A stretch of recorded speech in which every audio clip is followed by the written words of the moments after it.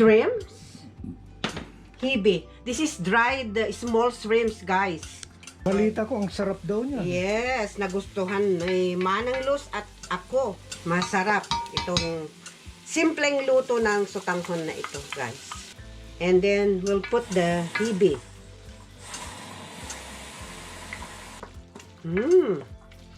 Smell good.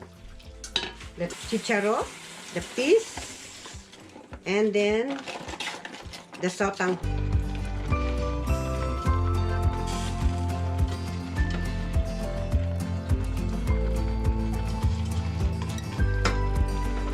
Tanghon. Wow. Ayan, guys. So, masarap din to, guys. Alam guys, may palaman siya.